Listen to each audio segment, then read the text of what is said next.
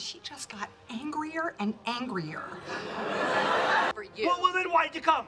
Forget it, Ray. You know, it's obvious that you don't even want me here. Well, maybe I don't. Maybe I need my space, too. For years, Debra Barone was easy to label, the annoyed wife, the sarcastic one, the one rolling her eyes while Ray tried to wiggle out of doing anything. You seem a little distracted, Liz. Is everything okay? I don't know what you're talking about, Debra.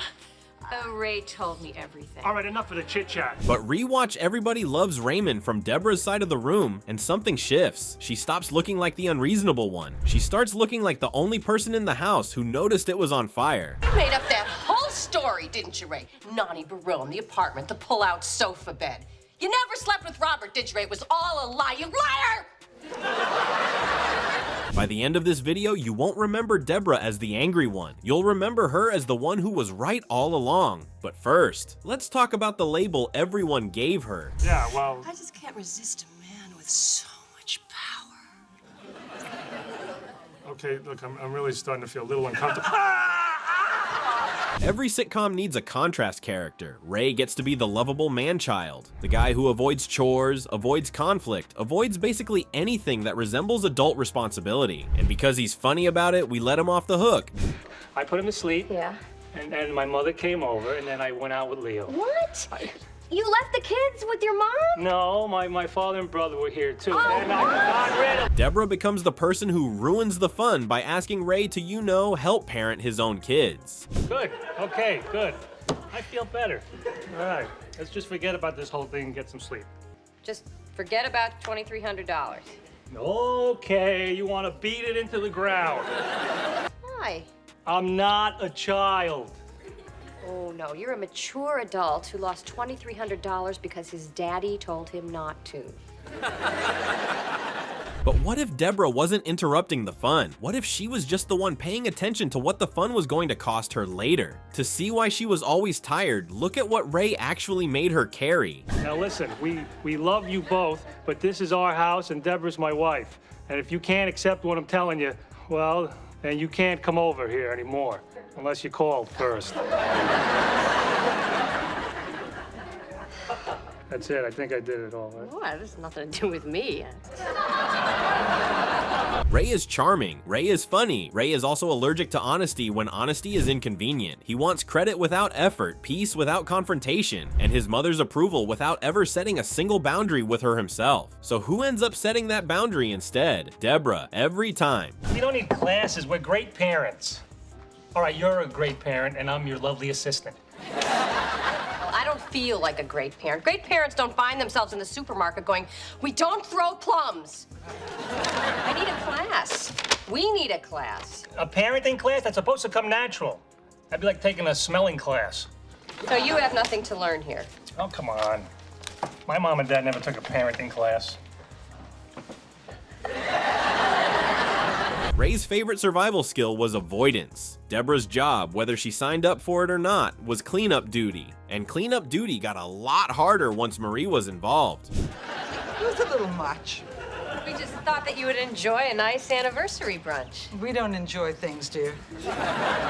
Marie Barone is one of the greatest comedic creations in sitcom history. Loving, intrusive, manipulative, and completely unstoppable. But look at her through Debra's eyes for a second, and she's not just a quirky mother-in-law, she's a full-time invasion.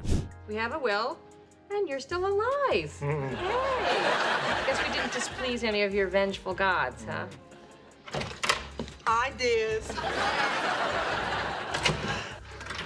Pregnant! Debra's pregnant!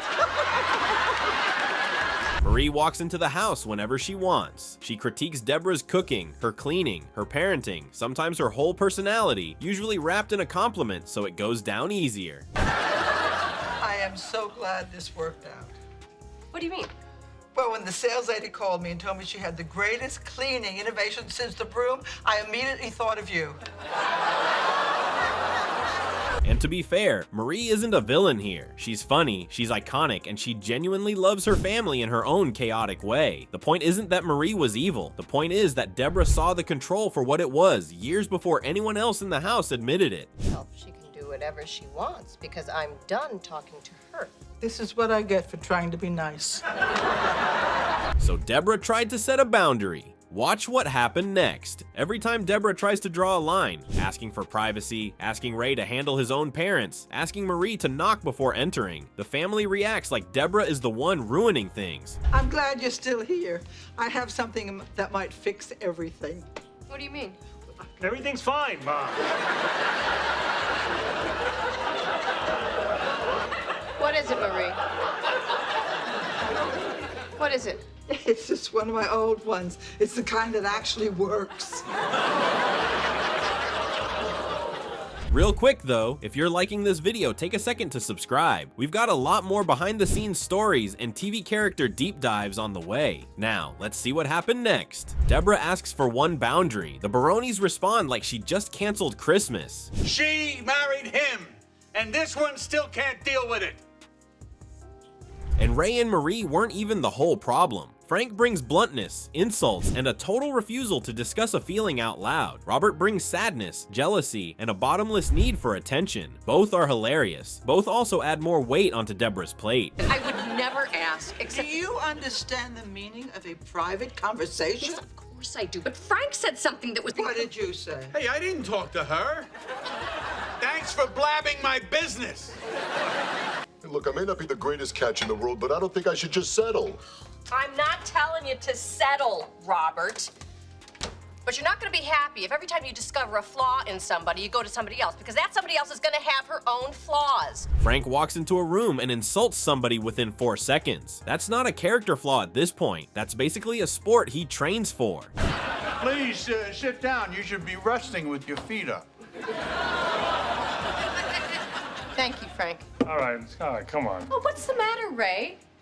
Is it so weird that I'm being appreciated instead of mocked? Here's where the video flips. Debra's anger was never the issue. Now watch the show again with this in mind. Debra keeps seeing where things are headed before anybody else does. Leave him alone, Bernie. He didn't tell you about the test so you could use it against him. Debra being right doesn't ruin Everybody Loves Raymond. It's one of the reasons the show works at all. Ray is funny because Debra gives his immaturity actual consequences.